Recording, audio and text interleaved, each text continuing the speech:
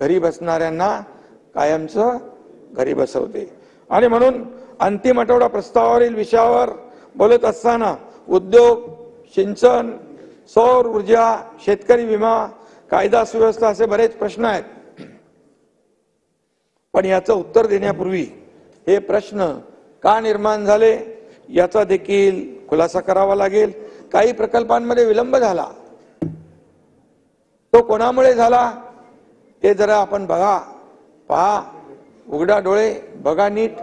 आणि विकास कामामध्ये speed breaker लावणारे कोण होते, योजना बंद पाडणारे कोण होते हे देखील आपल्याला माहित आहे। आणि महाराष्ट्र विरोधी आणि विकास विरोधी सरकार कुणाचं होतं हा प्रश्न देखील आपण आपल्याला स्वतःला विचारला पाहिजे। दुसऱ्याच्या घरात वाकून बघताना जरा अपने भी गिरेबान में झांक कर देखने की आवश्यकता है। आणि म्हणून या ठिकाणी 2.5 वर्षाच्या कार्यकाळात आम्ही जे काही केलं त्याची पोचपावती मी समाधानी आहे की 2.5 वर्षामध्ये एवढे बंद पडलेले प्रकल्प, एवढ्या प्रकल्पांना चालना आम्ही दिली, ते प्रकल्प सुरू झाले। मग ते समृद्धी महामार्ग असेल, अटल सेतू असेल, कोस्टल असेल, असे अनेक प्रकल्प मुंबईतले असतील, नाशिक मधले असतील, पुण्यातले असतील, ज्या ज्या ठिकाणी प्रकल्प सुरू होते आणि त्या ठिकाणी प्रकल्पांना स्थगिती दिली होती ती सगळी स्थगिती उठवून आम्ही त्याला चालना दिली।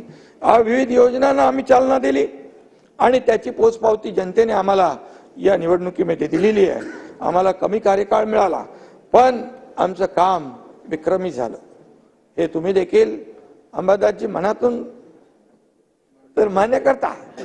कारण एवढ्या फास्ट निर्णय, एवढ्या कल्याणकारी योजना आतापर्यंतच्या इतिहासामध्ये कधी न घेतलेले निर्णय आम्ही घेतले।